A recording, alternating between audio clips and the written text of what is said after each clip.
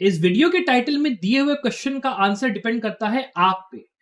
क्या आप उन 3 type of category of students के अंदर आते हो, जिनके के अंदर मैं जब क्वालिटीज डिफाइन करूंगा कि ये चीजें होनी चाहिए, अगर आपके अंदर वो क्वालिटीज हैं, अगर आप उन 3 में से एक उसमें आते हो, तो डेफिनेटली बिना किसी दिक्कत के आप 90% यहाँ पे स्कोर कर सकते हो आराम से in the next 75 days in the CLAT PG exam. वरना कोई दिक्कत नहीं है, उसका भी मैं तरीका बताऊंगा कि क्या आपको करना है। चलिए बिना देर के शुरू करते हुए बात कर लेते हैं उन 3 टाइप ऑफ स्टूडेंट्स की जो कि यहां पे इस एग्जाम में 90+ स्कोर करने की कैपेसिटी रखते हैं। नंबर 1, वो स्टूडेंट्स जिन्होंने मान लो किसी अच्छे एग्जाम के लिए, जैसे मान लो पीसीएसजे का एग्जाम होता है मान लो, या एपीओ का एग्जाम हो गया, या कोई भी ऐसा एग्जाम जिसके के अंदर उन्होंने प्री या मेंस के लेवल पर वो लोग गए, वहां पे मान लो उनका ना हुआ और फिर उन्होंने कैट पीजी एग्जाम देने का संकल्प यहां पे लिया। उनका देखो फाउंडेशनल नॉलेज तैयार है, उनको बस केस लॉस पढ़ने हैं, उनको केवल माइनर सब्जेक्ट्स पढ़ने हैं और उनको मॉक पेपर लगाने हैं, वो अपना निकाल लेंगे। बिकॉज इसके पहले भी वो प्री या मेंस निकाल चुके हैं, वो सक्सीड कर चुके हैं। तो अगर आप उस कैटेगरी में आते हो देन बेस्ट ऑफ लक, आप ये काम आराम से कर सकते हो। बस आपको थोड़े से हेल्प की जरूरत है। अगर आप चाहते हो कि संभव लोग आपकी हेल्प करें तो वीडियो के लास्ट तक बने रहो, मैं आपको बताऊंगा कैसे हम लोग आपकी हेल्प करेंगे। Second type of students, second type of students वो होते हैं जो कि कॉलेज के अंदर बहुत ज्यादा एक्टिव थे। आप लोग पढ़ाई में बहुत अच्छे थे, आप लोग हर सब्जेक्ट में जो आपका कॉलेज था वहां पे टॉप करते थे।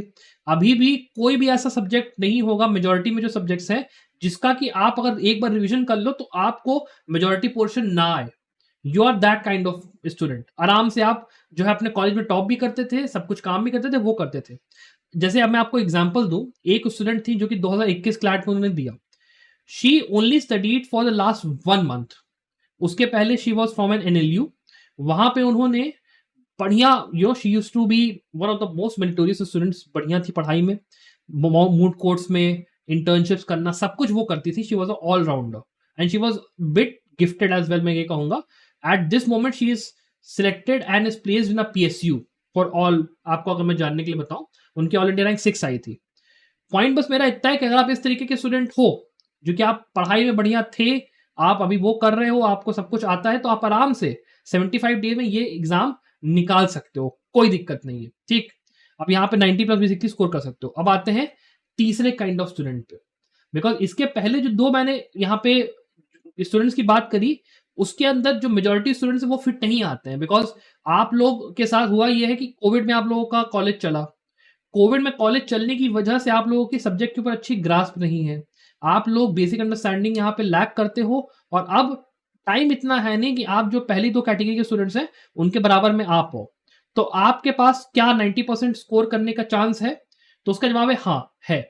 लेकिन वो डिपेंड इस चीज पे करता है कि आपकी हिस्ट्री क्या रही है।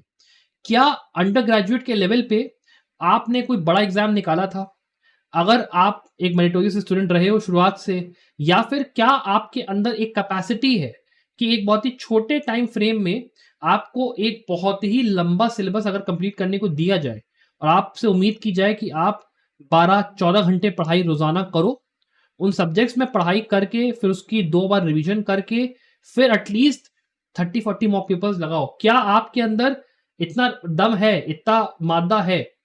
अगर है, आप अगर पहले भी कर चुके हो इस तरीके से, आप एग्जाम में क्रैक आपने करे हैं, या फिर आपको लगता है कि मेरे अंदर कैपेसिटी है, तो मेरे भाई विदाउट अ डाउट आप 90+ स्कोर कर सकते हो। और इवन मैं आपको एक चीज और बताऊंगा, 90+ स्कोर करना भी जरूरी नहीं है। बिकॉज टॉप 10 में अगर आपको स्कोर करना है ना, तो 90+ जो मार्क्स आते हैं वो ज्यादातर टॉप 3 या टॉप 4 स्टूडेंट्स के आते हैं, उसके ऊपर किसी के नहीं आते।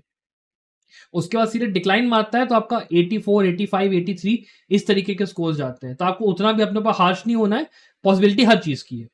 अपार्ट फ्रॉम दैट ऑल्सो, अगर मैं बात करूं यहां पर कि आप अगर मान लो पीएसयूज के लिए एग्जाम दे रहे हो तभी आपको 90+ स्कोर करना है, तो एक बात ध्यान रखो यार, अगर आप मान लो एक सिंपल कॉलेज से आते हो, आपके पास अभी मान लो आप ले भी आते हो मार्क्स, आप इंटरव्यू में चले गए, मैं आपको बस एक डिफरेंस समझा देता हूं होता क्या है। होता यह है, जैसे मान लीजिए 2 कैंडिडेट थे 2022 में, दोनों की रैंक काफी ज्यादा अच्छा है, देवर इन द टॉप 20। दोनों ने ही पीएसयूज के अंदर मल्टीपल जगहों पे इंटरव्यू दिया, ठीक है, लेकिन एक का सिलेक्शन हुआ, एक का सिलेक्शन नहीं हुआ। पता है डिफरेंस कहां पे था? डिफरेंस था एक्सपीरियंस में। एक कैंडिडेट के पास मल्टीपल इंटर्नशिप्स थी, उसको ये पता था कि पीएसयूज में किस तरीके से काम होता है, प्लस उसके पास एक एनएलयू का बैकग्राउंड भी था, जिसकी वजह से ही was considered to be a worthy candidate against जो दूसरा स्टूडेंट था, जिसकी की रैंक में केवल 4-5 उसका डिफरेंस था, केवल 4-5 रैंक का डिफरेंस था, लेकिन उसका नहीं हुआ, कहीं नहीं हुआ, 3 जगह उसने इंटरव्यू दिया, उसका नहीं हुआ। इसलिए नहीं हुआ, क्यों? बिकॉज़ ही हैड दैट जो स्पार्क होता है ना, कि मतलब बैकग्राउंड अच्छा एनएलयू का अगर हो मान लो, या फिर अच्छा इंटर्नशिप एक्सपीरियंस हो, या पता हो कि पीएसयूज कैसे काम करते हैं, इंटरव्यू में अपने आप को आप कैसे प्रेजेंट कर रहे हो, बाकी सारी चीजें, वो सब कुछ उसके अंदर नहीं था, वो सक्सीड नहीं कर पाया। लेकिन उसी से समझ लीजिए 10 रैंक नीचे कोई बंदा जो कि बहुत आगे के 20s में उसकी 30s में उसकी रैंक आ रही है, वो बंदा सक्सीड कर जा रहा है। क्यों कर जा रहा है? Because they are capable enough. वो अपने आप को एक इंटरव्यू में बढ़िया से प्रेजेंट कर पा रहे हैं। इस बात पे डिपेंड ही नहीं कर रहा है मैटर कि क्लैट पीजी में रैंक क्या थी या उनका स्कोर कितना था। हो सकता है उनका रैंक, उनका जो स्कोर था वो 80 के आसपास ही था, 80.5 या इवन 79 भी होगा, कोई बड़ी बात नहीं है, लेकिन दे succeeded. That is the main फंडा हेयर। पॉइंट इज आपको 90 लाने की पूरी जरूरत नहीं पीएसयूज के लिए, डिपेंड इस चीज पे करता है कि आप किस तरीके से हो। प्लस मेरी जो एडवाइस है, आप कोशिश करो अपना 100% दो। अगर निकलना होगा 90% आना होगा, आ जाएगा, 90 प्लस आना होगा, आ जाएगा। नहीं भी आएगा तो भी आप समझ लो, अगर आप 75 भी स्कोर करते हो, 80 भी स्कोर करते हो, आप तब भी एक अच्छे एनएलयू में एडमिशन ले सकते हो। और उस एनएलयू में एडमिशन लेने के बाद, वहां से एक्सपोजर पाने के बाद, पीएसयूज के बारे में जान के, पढ़ के, अंडरस्टैंड करके, जब आप फिर से अगली बार क्लैट का एग्जाम दोगे ना, आप तब फिर बढ़िया स्कोर करोगे। बिकॉज अगर आप एक बार स्कोर कर सकते हो तो आप दोबारा भी स्कोर कर सकते हो। और ये चीज एक फैक्ट पर है। आप ये समझो कि ये कैंडिडेट थी जिनका कि मैं आपको बताया ना कि हाँ, मतलब उनका जो रैंक था वो 20 से लेकर 30 के बीच में था।